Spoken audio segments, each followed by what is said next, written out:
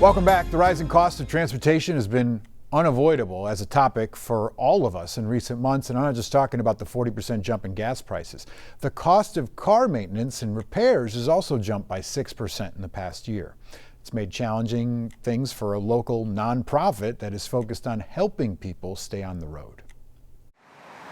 Staff at the lift garage know tough times are often the busiest times. Our phone system gets overrun and shuts down sometimes just because people really want appointments here. Service manager Adam Robinson says now is definitely one of those times. Demand is off the charts. The shop is a nonprofit raising money in order to offer free inspections and deeply discounted repairs to any low-income Minnesotan that qualifies using federal poverty guidelines and lucky enough to get an appointment. We open up about 100 appointments every month, and they usually fill within minutes. But while the last 3 months of surging gas prices and inflation have been busy, he says business is another story. What we're seeing is people saying, I'm only going to do what makes my car safe. More customers are deferring routine maintenance or pulling out altogether. There are plenty of times that we schedule an inspection for someone, hand them their estimate. They look at the estimate, even at our substantially reduced rates, and say, gosh, I can't afford this. And their car limps off our lot. Is it feeling more like a counseling office in there? We often say at the lift garage, the front desk team are housing counselors, resource navigators, grief therapists, and we work on cars on the side. Speaking of that work, there's pressure on us too. Adam says tariffs and transportation costs have increased the price of parts. And then there's labor. Last year, we raised our rates for the first time in 12 years. And just a year later, their labor charge, which is still far below market rates, had to go up again. So now we're raising rates again to $28 an hour. You got to make sure staff can keep their cars running and their life running. Yeah, exactly. Nobody gets rich doing nonprofit work, but we got to meet our overhead and our bottom line as well. Because he says lifting up others is critical in times like these. It's not just the mom whose car we fix, it's me driving on the road next to them. I want every car on the road to be as safe as possible, and that's really our mission here, is putting safe vehicles back out on the road. Kent Erdahl reporting there. Despite the recent cost increases, Adam says repairs at the lift garage are often half as expensive as a shop charging market rate. To qualify, you got to be 150% of the federal poverty line or less, which is a little less than $24,000 a year per person and $50,000 a year for a family of 4.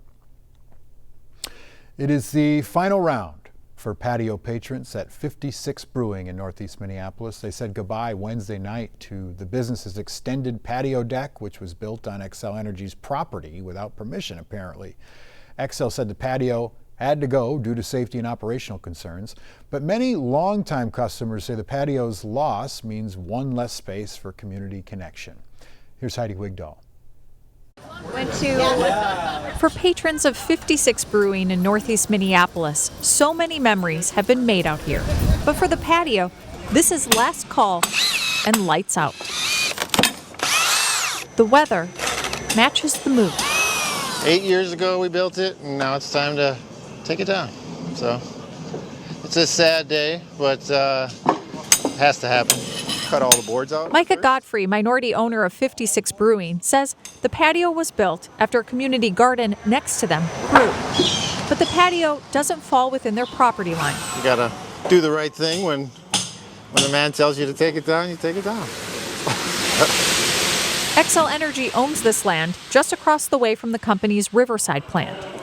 At the end of the day, it's a patio. Between us and the other party involved, we're neighbors. There seems like there could have been some way to work together to just allow our community to be served best.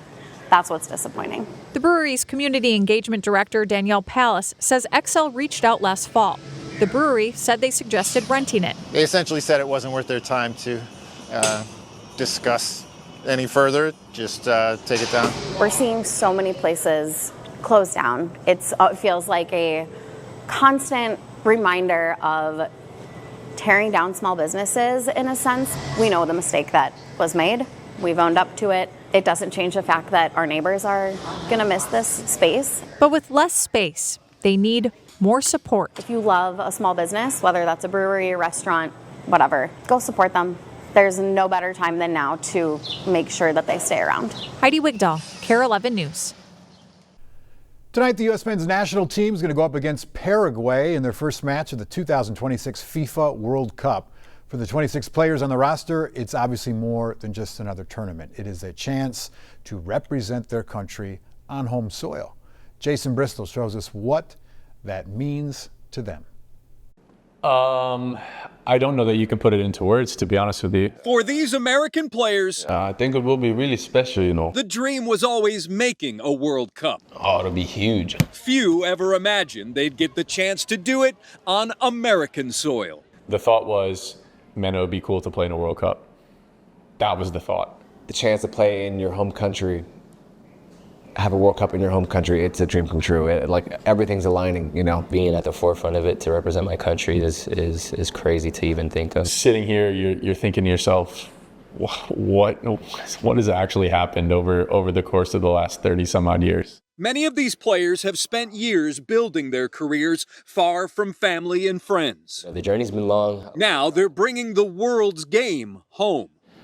Playing our careers, a lot of the guys over in Europe not having our families around, having our childhood friends not being able to see us live. I think it would be pretty cool to finally be able to do that. All my friends and family being able to go.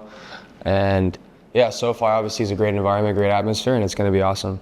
And that's the part these players return to again and again. The jersey may have their name on the back, but they know they didn't get here alone. Honestly, I probably will tear up. It's puts a lot of things into perspective, all the hard work, all the sacrifices.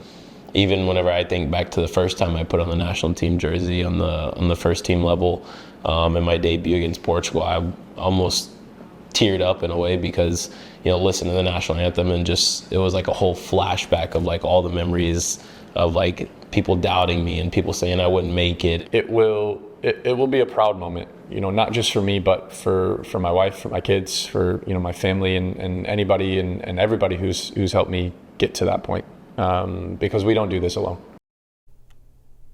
Kickoff is set for 8 o'clock tonight. Stick with us. We got more news and weather coming up after the break.